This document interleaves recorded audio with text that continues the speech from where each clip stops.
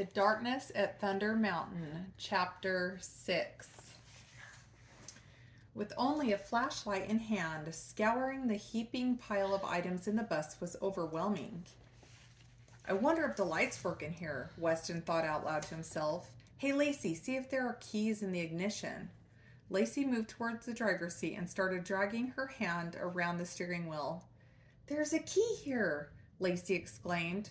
Weston squeezed into the driver's seat and turned the key in the ignition.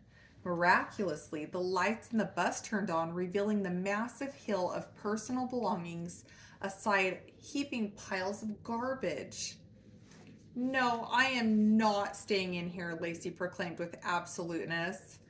Just plug your nose. There might be good stuff in here that we can use, Weston replied. Like what? Lacie asked. Like a machete, or maybe more water and food.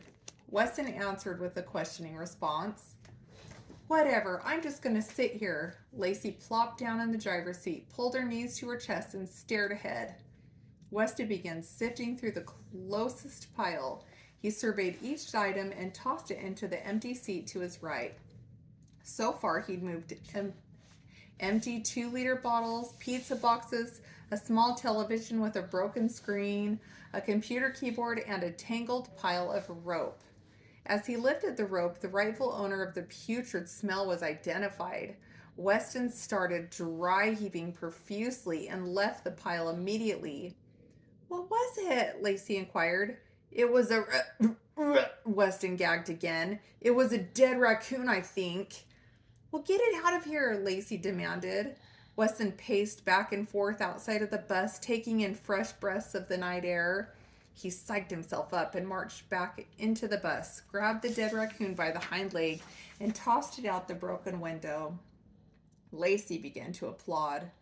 Almost immediately, the smell improved. Not by much, and maybe it was psychological, but Weston could continue his sorting project. After sifting through a shoe, a couple empty boxes of rat poison, and miscellaneous items of adult clothing, Weston found an axe. Well, this could come in handy. You gonna kill something with that? Lacie mocked. Yep, probably a tree. Weston stuck his tongue at Lacie and accused her of being jealous. We are going to have to try and sleep here for a few hours, Lacie, Weston said as he started piling some of the clothing into an organized pile resembling a mattress.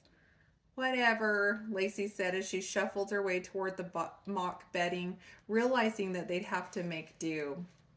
It seemed like a few hours had passed as both kids were able to sleep on and off in increments, sometimes dreaming about peaceful everyday life and then waking to assess their actual situation. Weston finally sat up. How long you think we've been in here? Weston asked. I don't know, maybe as long as church and music time, Lacie thought. Then how come it's still dark outside? I mean, come here, look out the window at the moon. Do you see where it is? Weston said. Yeah, it's in the same place it's been since we left the cabin, Lacie acknowledged and Weston nodded. Exactly, it should have been going down by now and it hasn't moved. It's like time hasn't even changed. As Weston and Lacie stared out the bus window at the starlit sky, contemplating on the impossibility of time stopping, a tap came at the door. Shh, Weston whispered.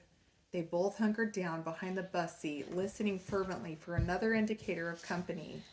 Then, no longer a tap, a loud banging fist purposefully thumped at the door 4 distinct times.